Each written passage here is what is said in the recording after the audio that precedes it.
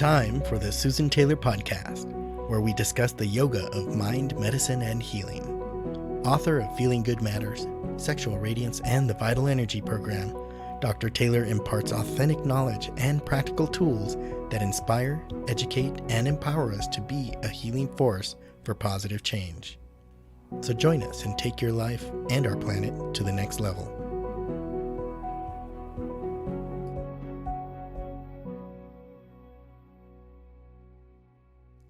Hello and welcome to episode 110, Pure Happiness, Why You Need to Train Your Mind. If you remember, I spoke last week about yoga science being a science that teaches you how to be. And most of us, if not all, really seek happiness and tranquility. You know, we all know that mind chatter and rumination of thoughts and feelings can lead us into a state of despondency, even irritation and anxiety, and most of all, unhappiness. You know, one of the key ingredients for being happy is to have a clear, calm, and tranquil state of mind. Not so easy. But in today's episode, I'd like to discuss why it's important to train our mind, what is mind and its functions, and how to navigate the mind.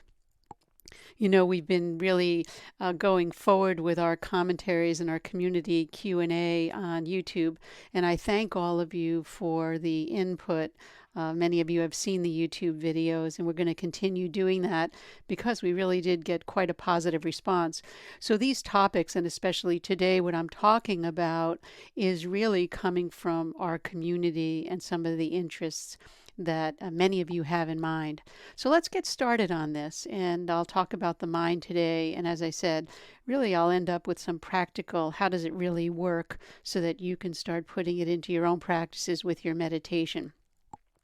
You know, any of us who have practiced trying to still our mind, we know that sounds like a great plan, but we all know, as I mentioned, it's really not that easy, especially when we're used to really being outwardly driven. And most of us are in this culture, or if not all. The reason being is that we really need to understand the mind before we start to harness and contain its energy, from straying away, causing all sorts of havoc and discontentment. You know, there's one thing for sure that anyone that seeks to improve their quality of life, we all know that the one thing that we really have to do in order to have that quality life is to really understand the workings of our mind, our desires, motivations, how we think, act. And of course, if the mind and body are one, as I've always talked about, we really have to maintain a healthy body. Today I'm going to focus more on the mind, but please, let's not think that I'm not really acknowledging that the body also has to be healthy. So really, to improve our quality of life, we have to understand those workings of our mind, and that's what we're going to talk about today. You know, the energy of our mind is the essence of our life, and you've heard me say this over and over again in the Feeling Good Matters book, in the resilience training classes. I mean, that's the core of all our work here. So when we focus and concentrate the energies of our mind, we can create the mental power to carry out our best intentions. You know, this, however, again, is not easy. And I keep emphasizing that because I don't want people to feel like they've fallen behind the eight ball or they're not adequate, because it's really so hard to sit still and calm ourselves down. I just want you to know that that's really more the norm than to be quiet, tranquil, and one-pointed. Okay, that's why I'm bringing it up this way. Because I've heard over and over again, including in my own life, trying to still our mind is difficult, and we know that. There's no one who would argue that one single thought that we can have quite an impact on how we feel emotionally and physically. You know, if we're going to live a life of freedom and fulfillment, that might sound a bit lofty, but let's face it, everyone wants to be free to feel, think, and express and have their purpose in life fulfilled.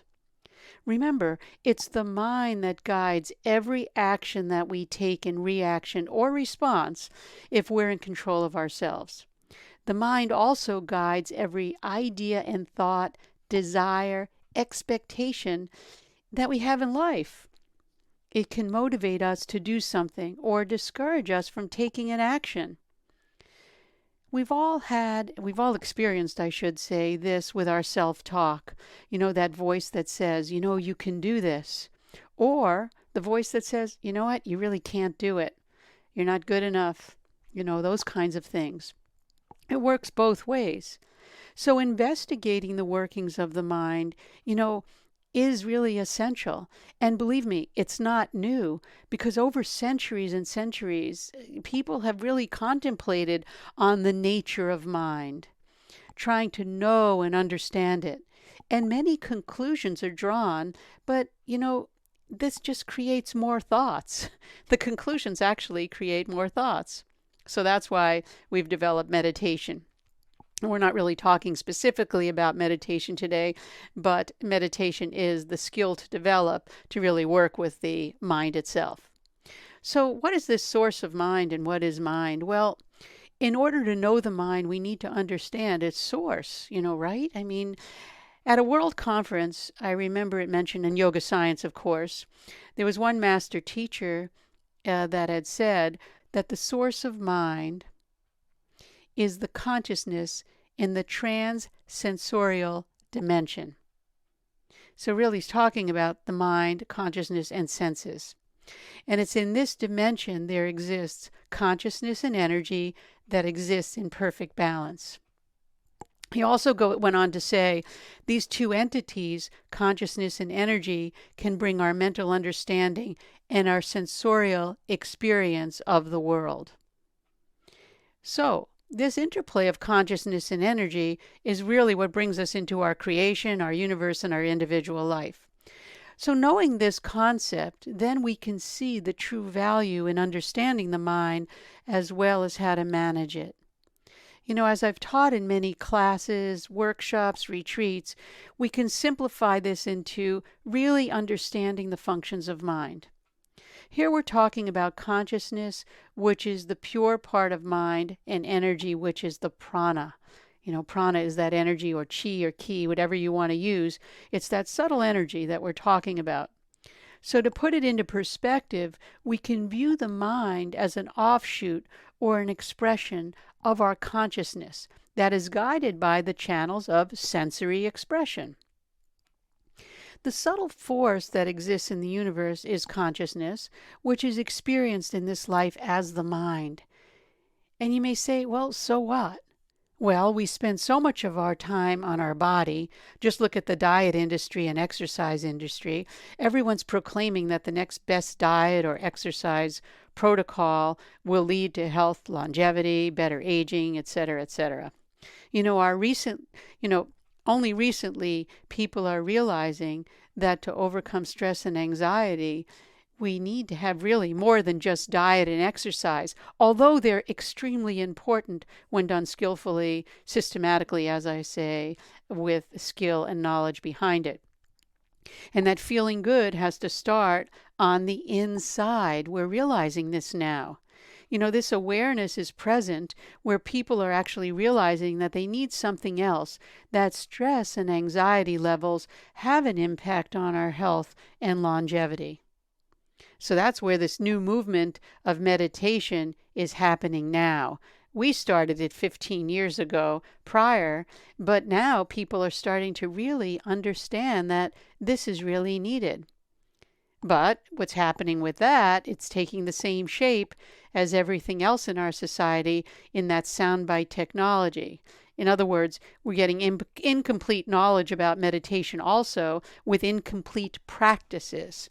The point here is that I'm trying to say that we need to look at the whole picture and learn and understand the workings of the whole mind if we're going to have sustainable happiness. We're also going to need to understand the workings of the mind if we're going to really learn the complete aspect of meditation. So let's take a look at the 4 functions of mind and what they do. This is going to lay the foundation of why and what meditation really is about.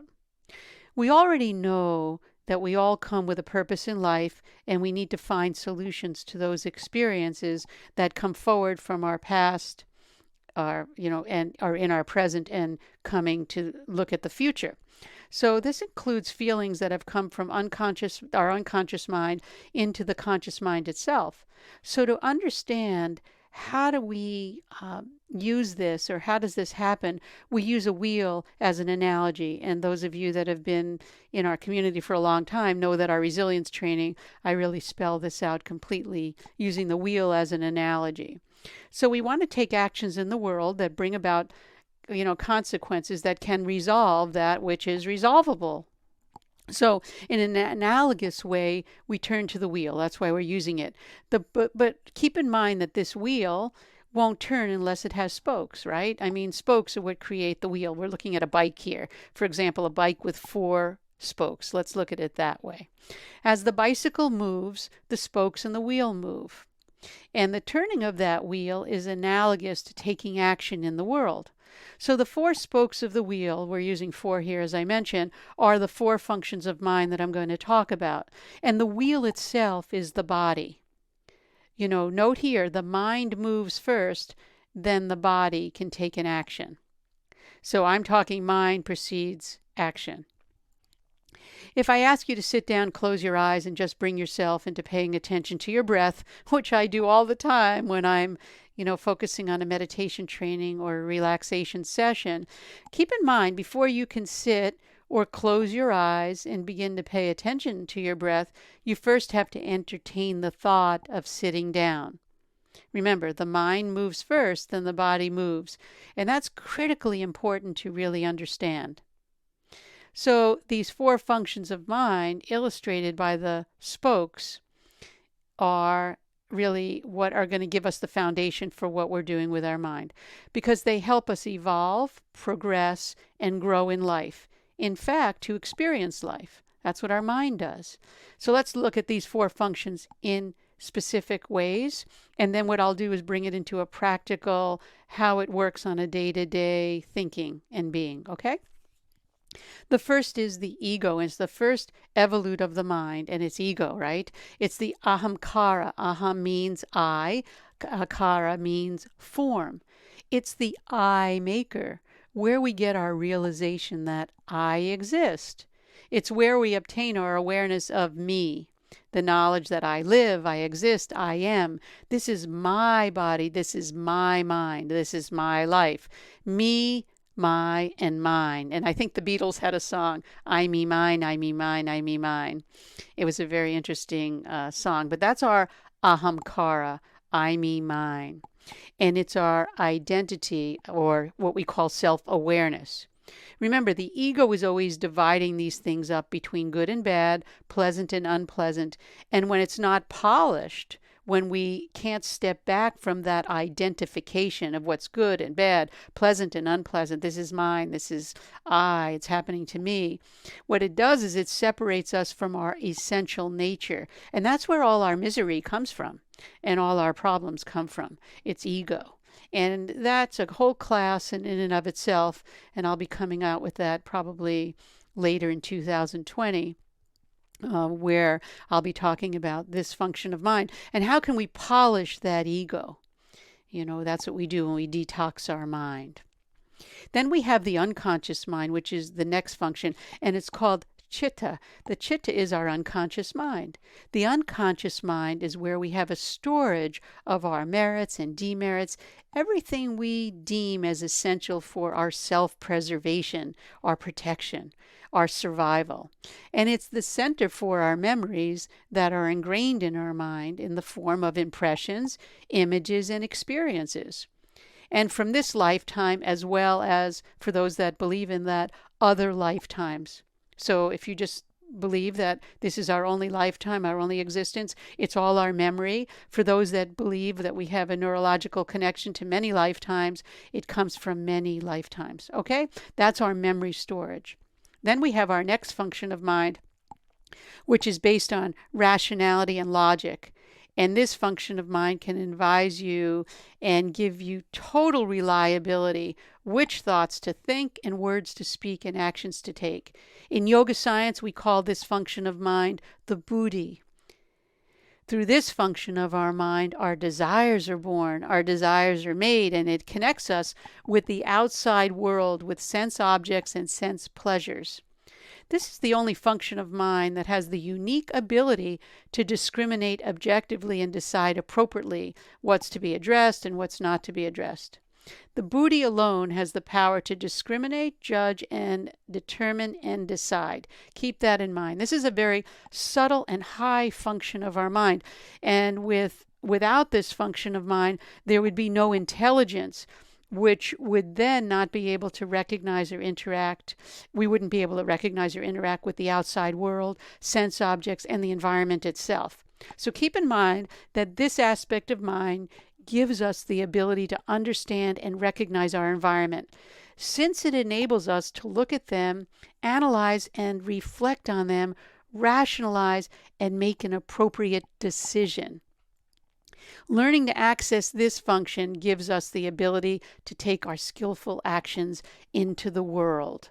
And I'm emphasizing this because most of us, or most of the world, without any training in the mind, actually uses the function that I'm going to talk about now, the thinking mind. And that's the fourth function, and it's called manas. And it has a Sanskrit prefix, man, which means to think. And in the grossest form, this is the grossest form of our mind, and the part of the mind that we spend most of our time in, and with some interaction with other levels, but we're really engrossed in the thinking mind. You know, so many people have said, get out of your head. That's what they're talking about, without probably knowing that this is actually a function of our mind. You know, we're thinking beings, and the manas acts as an importer and exporter of our sensory inputs. Therefore, we say that the manas employs the five senses. And it's the function of mind that engages the senses to look, smell, taste, hear, and touch, and bring information back into our awareness. So it's useful, so that we can determine what kind of action that we're going to take, or no action at all. You know, remember what I had said previously, the source of the mind is the consciousness in the transsensorial dimension. And it's in this dimension there exists our consciousness and energy, I said this before, that exists in perfect balance. Remember, these two entities, consciousness and energy, can bring our mental understanding and our sensorial experience in the world. So keep in mind, the mind employs the senses to have that experience in the outside world. And that's why in meditation, we also practice withdrawing the sensory mind, meaning we stimulate the senses with outside influence so that we can experience. We have to, our inner dimensions, we have to withdraw that. That's why when people call me, they ask me, well, can I listen to music? Can I listen to guidance? Yes, in the beginning you can listen to the guidance of how to bring yourself inward, but not music. You don't want to be stimulating the senses. You want to become self-reliant and do your inward journey on your own, and really training that function of mind to go inward. You want to quiet and still the thinking portion of mind. So how does this all fall into a practical application, and what would it look like in day to day? Remember I spoke about the three spokes, the sense of I am, ahamkara, and I spoke about just now our thinking mind and our unconscious mind. And they all come into motion before we take action, because those spokes have to move before the wheel can move. Once our thoughts engage, the senses and the ego weigh in. What it thinks is essential to our self-preservation. It says this is good, let's do that if the memory, if we have a good memory of pleasure, or let's not do it if we have an unpleasant memory. At the same time, our unconscious portion of mind, that's what's weighing in on our memory. So at this point, the untrained mind allows the thinking mind, which I just ended with manas, to make a decision and take an action. But keep in mind, here's where the problem lies. The thinking mind will ponder and say, well, you have a choice. Do I do choice 1 or choice 2? Should I choose 1 or 2? Maybe 2 looks good, or maybe 1 looks good. And it starts irritating our energy field. And our energy begins to get depleted, because thoughts and senses and ego and unconscious mind really have no power to discriminate and judge or decide what we need to do, because we keep on asking the question, should I do it? Shouldn't I do it? Over and over and over again. Now, some people at this point go to an outside source to advise them, and some people are trained to counsel from within. Great leaders do a lot of counseling from within, although they may have counsels that work with them, but the counseling from within is really strong.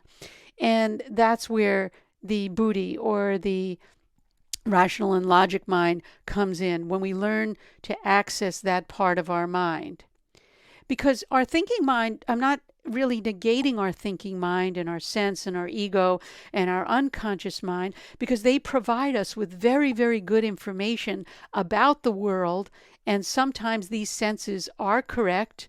The manas mind is correct, and sometimes the ego is correct, but it all has limited perspective. Even our habit patterns of our unconscious store mind, unless we're able to move beyond our likes and dislikes and really recognize what the storehouse has stored for us, it's also limited. So the last function, or the buddhi, the aspect of the mind, it wasn't the last that I spoke about, that rational mind, I think it was the third function I spoke about, is really superior to addressing all the operations in the mind. And that's that spoke that I mentioned, that rationality and logic mind, the buddhi. This is the aspect of mind, I'll say again, that operates as a mirror that reflects perfect wisdom from the superconscious portion of our mind. And when we access and utilize this function, we get the clarity and tranquility of mind that we all need for happiness. We polish the ego, seal the senses, and gain access to this deeper function of mind. We will have pure happiness. And meditation trains us to do this. Over 2,000 years ago, the great sage Patanjali codified this ancient science of yoga, the union, to bring happiness, health, and reward and fullness to our lives. But he also mentioned we have to have an understanding and coordination of the functions of our mind. And Pandit Rajmani Tiganath, he had really done Secrets of the Yoga Sutra and Practice of the Yoga Sutra, and he really did fantastic commentaries that really, for those that want to dive deeper into this kind of knowledge, can really get those commentaries. They're very, very well written and really digested for the current knowledge of society. So moving on, I'd like to just, before we end, and say, what I love most about this is the knowledge is there for our taking, and that any person interested in a full life can engage in learning, and really learning to meditate. We would be better human beings by better understanding how our thoughts and actions can be brought under our control. And an exploration is really certainly worth investigating to begin to heal, nourish, and transform our entire being. And as I always say, do your research. If you know someone that may need to know about this topic, of self-empowerment, or interested in yoga, interested in really working with having a more peaceful, harmonious life, utilizing the yoga science principles, please share the knowledge. And this is how we could serve humanity. This is how you could serve humanity, by serving and sending a link to someone that you think would benefit from this podcast. And keep in mind that we do have now YouTube scenes, commentary, and question and answers for the episodes on YouTube. And some of you have already seen them and written, and this inspires me to get new content for you delivered weekly. Keep in mind that the Susan Taylor podcast does come out every week, and it's available on susantaylor.org, iTunes, Stitcher, YouTube, as well as other podcast platforms. And as always, visit susantaylor.org for more information, or visit our YouTube channel. And again, please support me and the community by sharing this podcast. And if you'd like to hear more about this topic or have some questions, pass them on now, because we'll actually deliver them to you within probably a week or two on our YouTube station. And as always, remember, until next time, remain calm, consciously aware, living in the moment.